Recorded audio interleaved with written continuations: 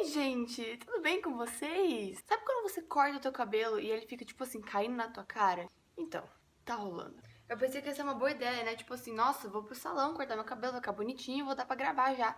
Não, não é o que tá acontecendo, porque, tipo, tá caindo na minha cara e eu preciso de concentração. Me desejem sorte. Mas é óbvio que o ponto do vídeo não é cabelo, e sim comparação entre os Estados Unidos e o Brasil. Decidi falar sobre esse tema porque gera muita dúvida para as pessoas. Como é que funcionam certas coisas nos Estados Unidos, como, por exemplo, educação, segurança, trabalho, esse tipo de coisa que eu vou falar aqui hoje. Tá vendo, gente? Vai ficar complicado. E bom, normalmente nos vídeos eu enrolo bastante pra começar, mas esse não vai acontecer isso, eu vou simplesmente começar. Assim como alguns de vocês já devem ter percebido, caso vocês tenham assistido esse vídeo aqui em cima, eu sou uma pessoa que gosta do Brasil, entendeu? Tipo assim, já fui pra fora e tudo mais. Eu sei que tem uma galera que é, tipo, apaixonada pelos Estados Unidos. Mas mesmo assim, eu gosto muito do Brasil e eu não sou o tipo de pessoa que é, por exemplo, desesperada pra ir morar fora, nem nada do tipo, que nem outras. Nesse vídeo, eu vou tentar não expressar a minha opinião. Eu vou falar um pouco da minha experiência, falar um pouco de coisas que eu pesquisei aqui também pra falar pra vocês. E cada um aí faz a sua própria decisão e é isso. Então, olha só, nem tem um PC aqui do meu lado, né? Nossa, isso se chama organização. Primeiro ponto que eu vou abordar é a questão do trânsito. Primeira coisa, no Brasil, existem várias pesquisas que elas dizem que anualmente 50 mil pessoas morrem no trânsito. E eles fizeram uma média, que são 136 pessoas por dia ou 5 pessoas por hora. Agora, pra botar isso na tua realidade. Tipo, só pra pensar um pouco. Por exemplo, nossa. Por exemplo, na minha sala de aula tem 120 pessoas. Ou seja, é como se aquela galera toda lá morresse todo dia, mais 16 pessoas. É muita gente. Agora eu vou falar um pouco sobre a minha experiência nos Estados Unidos, que é o seguinte. Lá, eles têm um mecanismo, que é em rodovias, normalmente, que fica, que é tipo assim, tem as faixas, e se tem um motorista que porventura tá dirigindo e por muitas horas, porque é rodovia, certo? Se ele, por um momento, assim, ousar dormir no volante, ou se o cara tá bêbado e ele não tá tendo noção do que ele tá fazendo no trânsito, se ele dá uma desviada e sair da faixa, eu não sei o que eles colocam exatamente no asfalto,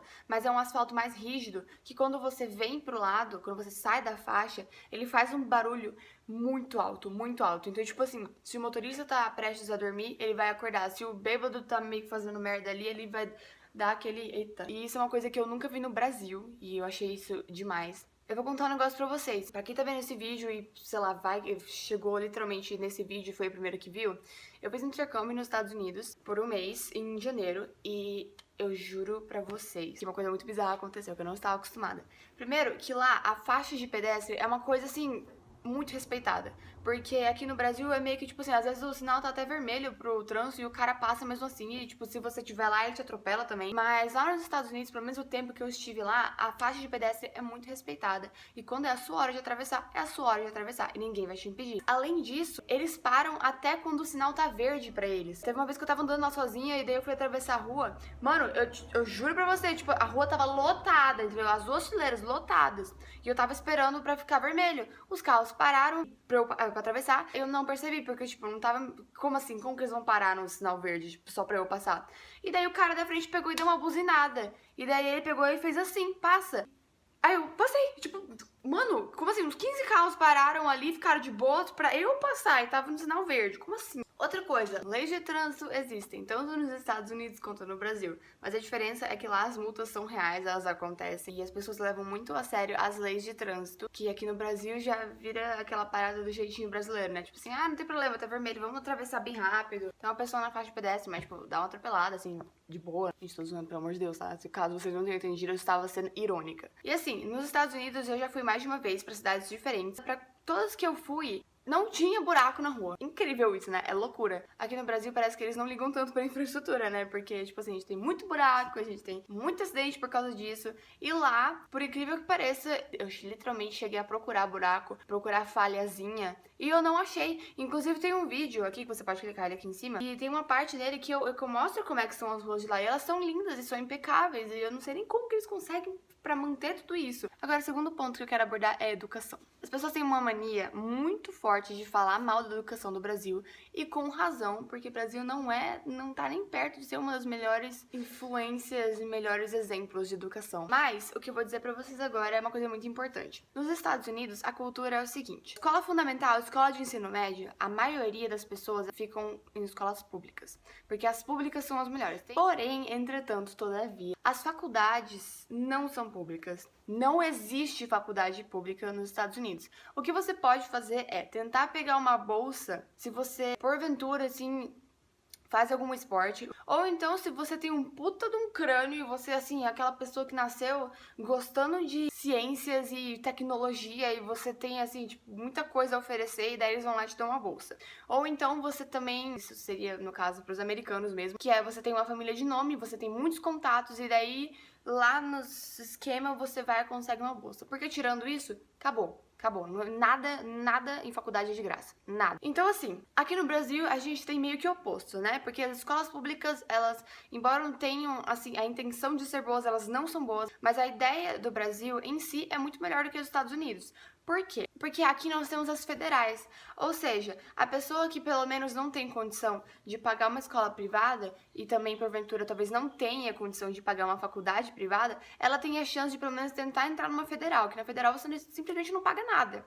E nos Estados Unidos não tem isso, não existe ensino de graça, não existe. E a faculdade nos Estados Unidos, galera, por ano, pode chegar a custar mais de 60 mil dólares. Agora vai e multiplica isso pelo dólar que tá atualmente em reais. É um puta do investimento que muita gente não tem condições. Então, assim, aqui no Brasil, embora a educação não seja boa, a proposta dela é muito boa. E se houvesse investimento, ia ser muito mais vantajoso. As pessoas aqui, pelo menos, elas têm chance de tentar entrar no ensino que você não tem que pagar. Isso é uma coisa muito boa. E é aí que entra a questão da inversão. Porque nos Estados Unidos, escola que presta, vamos dizer assim, são as públicas, as faculdades são privadas. E aqui é meio que o contrário, as escolas privadas que são as melhores, e as faculdades privadas não são tão boas assim, em sua maioria, do que as federais que se destacam por aí no mercado. O terceiro tópico é saúde, que também é uma coisa bem polêmica. Nos Estados Unidos, a saúde também não existe de graça. Não tem essa, não inventa. E daí, o que eu vou falar a seguir pode gerar muita discórdia, mas eu já quero deixar bem claro pra vocês que tudo isso que eu tô falando é baseado em pesquisa, e eu sei que a situação da saúde brasileira é muito complicada, dá muito problema, tem muito a melhorar, tem muito a ser investido ainda. Mas eu vou analisar simplesmente o que tá escrito, o que tá na lei, o que devia estar acontecendo. Então é o seguinte, eu tô aqui com o meu computador porque eu quero que esse vídeo fique super bem informado, tá? Então estou fazendo uma colinha básica. Aqui tem um site das pessoas contando quanto é que foram as suas contas pagas nos hospitais. Então é o seguinte, hospital de graça nos Estados Unidos não existe e é muito caro, porque funciona assim, normalmente quando você começa a trabalhar, você recebe um plano de saúde, mas você tem que pagar por ele e é um preço alto. E se você não tem esse plano de saúde, foi o que aconteceu com essas pessoas aqui. Quando eu ler pra vocês, vocês vão achar ridículo, mas tudo bem. É um caso que realmente aconteceu. Em Lenox Hill Hospital, o cara pagou 3.365 dólares após se cortar enquanto ele descascava um abacate. Isso porque ele levou 5 pontos. Gente, não tem nem cabimento um tipo de preço desse, tipo, não entra na minha cabeça. Outro cara aqui, ele teve que desembolsar 2.000 dólares porque ele também levou 3 pontos porque ele tropeçou. Foda. E daí, assim, o que eu vou falar do Brasil? A proposta do Brasil, em questão de saúde, é muito boa. Em questão de ter saúde pública e as pessoas terem acesso. Mas o que acontece é que as pessoas não têm acesso à saúde pública. Porque ela simplesmente não tá prestando e as pessoas ficam presas em fila por meses e nada acontece. Mas se a gente levar o negócio à risca, o Brasil estaria em vantagem nos Estados Unidos. Porque lá eles simplesmente não têm saúde pública. Ou você paga ou você morre. Um tratamento de câncer, ele pode chegar a 600 mil dólares, enquanto aqui no Brasil é muito difícil, mas você pode conseguir quimioterapia e tratamento para câncer sem ter que pagar, entendeu? Então, assim, se o Brasil realmente investisse naquilo que ele prega, na questão de saúde pública e acesso para todo mundo, a gente ia estar 1000 vezes melhor que os Estados Unidos. Mesmo que seja um país desenvolvido e tudo mais, é uma questão muito complicada isso, de, tipo assim, a saúde ser tão cara lá. Pra vocês terem uma noção, um parto normal lá nos Estados Unidos chega a ser 5.000 dólares. Um parto normal. Aqui também diz que os hospitais mais caros, eles podem chegar a cobrar 12.500 dólares por diária. Gente, por dia. Vocês têm noção do que é isso? Tem pessoas que sofrem acidentes e entram em coma, que a família simplesmente tem que pedir pra desligar os equipamentos porque eles não dão conta de sustentar a pessoa que tá ali em coma, entendeu? É uma parada meio, tipo, sem piedade. Se você não tem dinheiro pra pagar, você não vai ter acesso a essa saúde. Bom, vocês devem estar se perguntando por que eu tô aqui, por que eu tô nesse cenário diferente, por que eu tô com roupa diferente, por quê? Calma, então, eu decidi dividir esse vídeo em duas partes, porque senão ele ia ficar muito grande. E nossa, olha que espinha maravilhosa que eu tenho aqui, né, gente? Né? Porque já que não dá pra disfarçar, então vamos entregar logo de cara aqui, ó, tá horrível. Na outra parte do vídeo eu também abordo algumas questões bem importantes de comparação entre os Estados Unidos e o Brasil. Então, se vocês gostaram, é só comentar aqui embaixo, tipo, pedindo a segunda parte, porque se não tiver muita repercussão, também não adianta postar, né, gente? Então é isso, espero que vocês tenham gostado e até o próximo vídeo.